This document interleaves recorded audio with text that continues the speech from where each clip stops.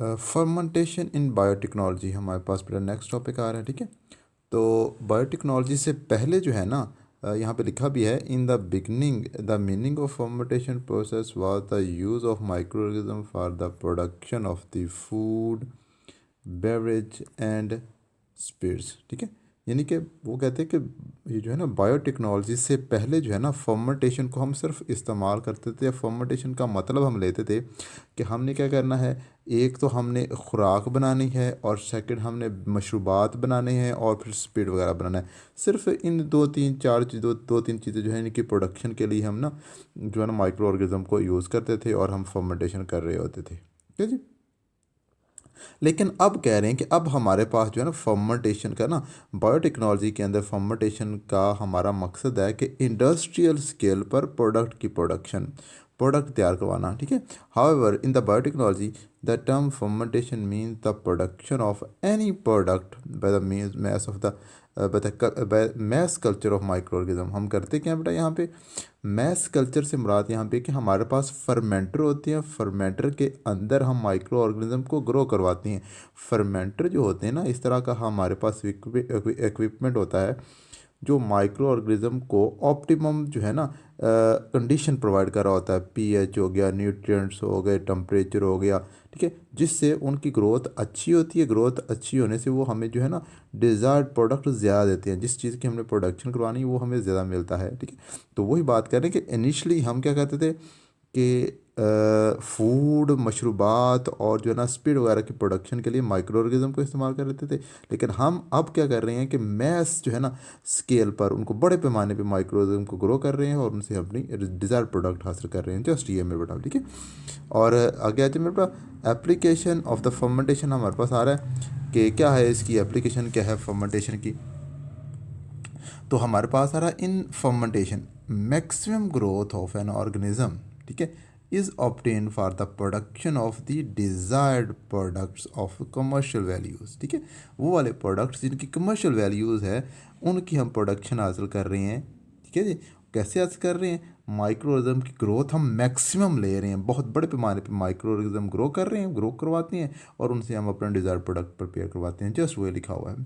ठीक है, वही बात यहाँ पे ऊपर वाली बात कर रहे हैं कि ट्रेडिशनली पुराने वक्तों में only food beverage and the products were produce by the using fermentation. ये जो सिर्फ चंद एक प्रोडक्ट थे जो फर्मेंटेशन के इस्तेमाल से हम इस तरह तैयार करते थे, उस पर फूड आता था, बेवरेज आता था। ठीक है, और हमने एक स्पीड देखा था, वो जस्ट वो। ठीक है, नाउ मैनी अदर प्रोडक्ट्स अब कह रहे हैं कि अब जो है ना बहुत से और प्रोडक्ट्स हैं, जैसे industrial chemicals are being produced. Industrial chemicals भी हम फर्मेंटेशन से प्रिपेयर कर रहे हैं। ठीक है जी, तो वो सारी बातें मेरे बड़े वही बयान कर रहे हैं। अच्छा, नेक्स्ट हमारे पास आ रहा है बेटा कि फर्मेंटेड फूड क्या होती है। तो फर्मेंटेड फूड मेरे पास आ जाए, यहाँ पे ये पेपर के अंदर क्वेश्चन भी देते हैं कि क्या खसूसियात हैं फर्मेंटेड फूड होती है, उसके अंदर कौन कौन सी जो है ना इजाफी खसूसियात आ जाती है। एक तो हमारी रूटीन वाली फूड है ना उसमें, और फर्मेंटेड फूड के अंदर क्या फ़र्क होता है ये पूछ लेते पेपर के अंदर। ठीक है, तो fermentation often make the food more nutritious. ठीक है, न्यूट्रिशियस बना देता है जो है ना, फर्मेंटेशन खुराक को मोर न्यूट्रिशियस बना देती है। ठीक है, एक बात होगी। और नंबर दो मेरे बड़े याद है, मोर डाइजेस्टेबल। नंबर दो बताएंगे मोर डाइजेस्टेबल, बड़ी इजीली हज़म हो जाती है जो हमने हमारे पास फर्मेंटेड फूड होती है। और नंबर तीन आ रहा है टेस्टियर, मज़ेदार बना देते हैं। ठीक है जी, तीन ये हो गए। और आगे भी हैं कि ये जो है ना फर्मेंटेशन क्या करती है, खुराक को मोर न्यूट्रिशियस बना देती है, डाइजेस्टेबल बना देती है, इजी डाइजेस्टेबल हो जाती है, और उसका जायका भी टेस्टियर भी बन जाती है, मज़ेदार भी बन जाती है। ठीक है, it also tend to preserve the food. ठीक है, जो है ना आपको फूड को प्रिजर्व करने के लिए, संभाल के रखने के लिए जो है ना फ्रिज की ज़रूरत भी नहीं होती। जो रेफ्रिजरेशन जो है ना उसकी भी कम ज़रूरत पड़ती है। Lowering the need of refrigeration, मतलब वही बात करें कि आपको रेफ्रिजरेशन की ज़रूरत भी कम कर पड़ती है अगर आपने फर्मेंटेड फूड इस्तेमाल कर रहे हैं तो। The following are the groups of the include in the fermented food. अब फर्मेंटेड फूड के अंदर कौन कौन से ग्रुप्स आ रहे हैं उनका जिक्र हो रहा है। ठीक है, तो पहला हमारे पास आ रहा है बेटा जो है ना सीरियल प्रोडक्ट्स। ठीक है, अनाज के प्रोडक्ट्स हमारे पास आते हैं, सीरियल प्रोडक्ट्स। ठीक है, तो इसमें हम करते क्या हैं कि हमने सिंपल क्या किया, आटा गूंदा। जब हम आटा गूंदते हैं ना तो आटे के अंदर आटा गूंदते वक्त हम क्या करते हैं कि हमारे पास बेटा होता है, एक होता है सैक्रोमाइसिस सर्विसाई। सैक्रोमाइसिस सर्विसाई ये एक फंजाई होती है, ठीक है। आटा गूंदते वक्त ये हम जो है ना आटे के अंदर डाल देते हैं, सैक्रोमाइसिस सर्विसाई आटे के अंदर डाल देते हैं। और उसके बाद 3 से 4 घंटे जब आटा पड़ा रहता है ना, गूंदने के बाद आपने सैक्रोमाइसिस सर्विसाई उसके अंदर फंजाई है उसके अंदर डाली हुई है, 4 से 5 घंटे के अंदर ना आटा जो ना फर्मेंटेड प्रिपेयर हो जाता है। यानी कि सैक्रोमाइसिस सर्विसाई उस आटे की जो ना न्यूट्रिएंट्स को इस्तेमाल करके जो है ना अल्कोहल या जो चीज़ बनानी होती है, कार्बन डाइऑक्साइड, वो सारी चीज़ें बना देती है, ठीक है। तो एक ये होता है, और सेकंड हमारे पास लैक्टिक एसिड बैक्टीरिया होते हैं, ठीक है। वो भी हम डाल सकते हैं हमारी जो है आटे के अंदर, ठीक है। तो वो बात कर रहे हैं कि bread is the commonest types of the fermented serial product, ठीक है। सबसे आम मिसाल है वीट डो, जब ये आटा गूंदा जाता है, is fermented by the saccharomyces service. जो आटे को सैक्रोमाइसिस सर्विस से फर्मेंट करती है, ठीक है। Along with some lactic acid bacteria भी इसमें हिस्सा लेते हैं, ठीक है जी। अच्छा, नेक्स्ट हमारे पास आ रहा है जी डेयरी प्रोडक्ट्स। अब डेयरी प्रोडक्ट्स में आ जाए जी, एक हमारे पास आती है चीज़, ठीक है, योगर्ट।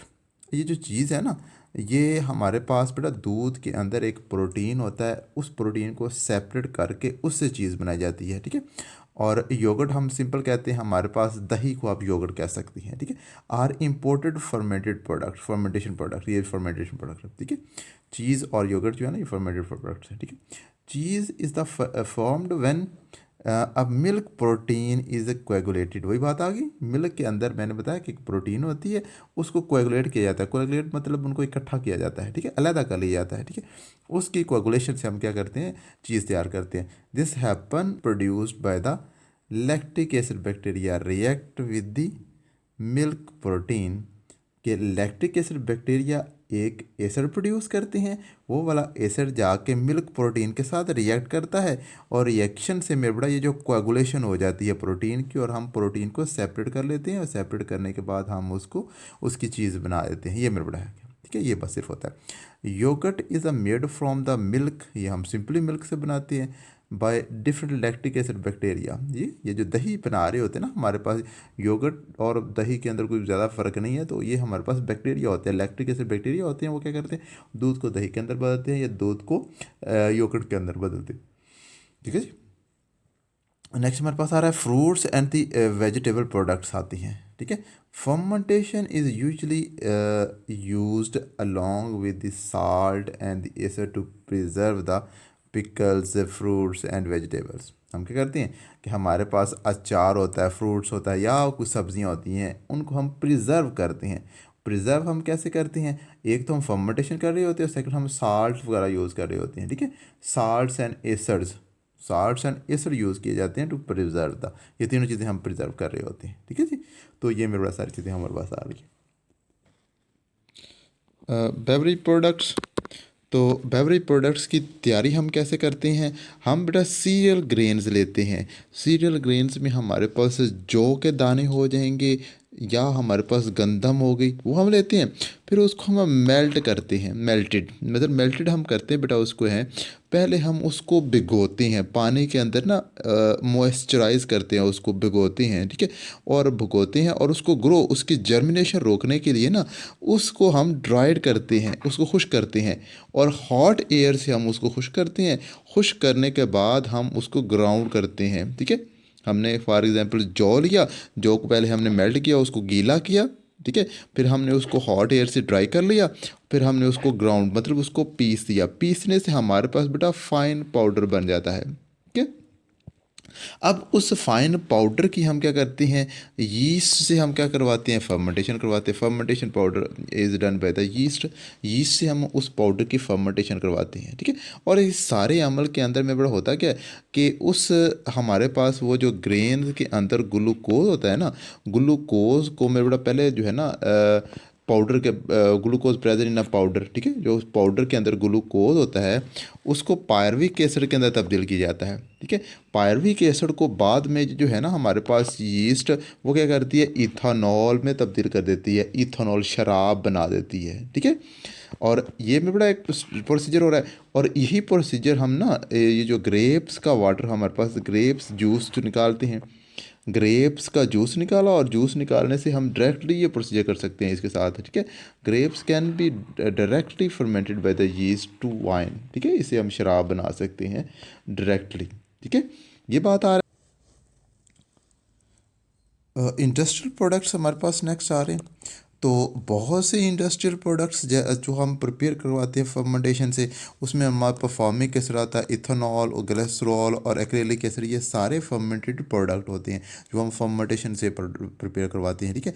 और आगे मेरे बड़ा कौन सा माइक्रो ऑर्गेनिज्म इनकी प्रोडक्शन के लिए इस्तेमाल करते हैं, और उसके बाद ये इस्तेमाल हमारी इंडस्ट्रीज़ के अंदर ये इस्तेमाल कहाँ पे होते हैं, वो सारा बेटा आप पढ़ रहे हैं, ठीक है।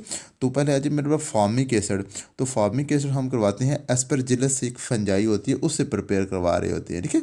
और यूज्ड ये जो है ना फॉर्मिक एसिड को हम इस्तेमाल करते हैं टेक्सटाइल में, ठीक है, टेक्सटाइल इंडस्ट्री के अंदर डाइंग, ठीक है, उनको कपड़ों को रंग देने के लिए हम इनको इस्तेमाल करते हैं फॉर्मिक एसिड को, ठीक है। और सेकंड पर लेदर ट्रीटमेंट, लेदर इंडस्ट्रीज़ की ट्रीटमेंट में लेदर की जो है ना ट्रीटमेंट के लिए हम इसको इस्तेमाल करते हैं। इलेक्ट्रोप्लेटिंग के लिए इस्तेमाल करते हैं। रबर मैन्युफैक्चरिंग के लिए भी हम इसको इस्तेमाल करते हैं, रबर टायर वगैरह की जो रबड़ होती है उसकी प्रिपरेशन के लिए। और इलेक्ट्रोप्लेटिंग ये हमारे पास फिर नेक्स्ट टॉपिक आएगा, हम पढ़ेंगे कि एक मेटल के ऊपर दूसरी मेटल की तह चढ़ाना, ये इलेक्ट्रोप्लेटिंग से हम करते हैं, ठीक है। नेक्स्ट हमारे पास बेटा इथेनॉल आ रहा है। इथेनॉल को सैक्रोमाइसिस सर्विसाइज से जो है ना प्रिपेयर करवाया जाता है। तो यूज्ड एज अ सॉल्वेंट के तौर पे इस्तेमाल किया जाता है चीज़ों को हल करने के लिए। Used in the production of the vinegar, सिरका बेटा होता है, एंड द बेवरेज, बेवरेज की तैयारी के लिए इस्तेमाल कर रहे होते हैं, ठीक है। और ग्लिसरॉल को हम सैक्रोमाइसिस सर्विसाइज, ठीक है। तो यूज एज अ सॉल्वेंट, ये भी सॉल्वेंट के तौर पे यूज होता है। Use in the production of the plastic, plastic को बनाने के लिए भी हम इसको इस्तेमाल करते हैं। कॉस्मेटिक्स, ठीक है, ये जो मेकअप का सामान होता है उसके लिए। एंड सोप, साबुन बनाने के लिए। यूज इन द जो है ना प्रिंटिंग, हम प्रिंट करते हैं ना कोई पेज प्रिंट, तो उसके अंदर भी इस्तेमाल होता है। यूज एज अ स्वीटनर, चीज़ों को मीठा करने के लिए ग्लिसरॉल भी इस्तेमाल होता है। और ना लास्ट हमारे पास आ रहा है एक्रेलिक एसिड। ये हमारे पास बेसिलस बैक्टीरिया इस्तेमाल होता है एक्रेलिक एसिड में। Used in the production of the plastic, इसके लिए प्लास्टिक की प्रोडक्शन के लिए हम इसको इस्तेमाल करते हैं। जस्ट मेरे बड़ा इनको ना थोड़ा सा यहाँ पे हमारे पास बेटा फर्मेंटेशन बायोटेक्नोलॉजी, यहाँ पे टॉपिक ये ख़त्म हो रहा है, ठीक है। तो अगले टॉपिक के साथ मिलते हैं हम बेटा नेक्स्ट, ठीक है। तो मुझे उम्मीद है बेटा आप बातें समझ आई हैं, तो बातें समझ आई दोस्तों के साथ लाजमी शेयर करें, लेकिन मिलते हैं टॉपिक के साथ। ओके, अल्लाह हाफिज़।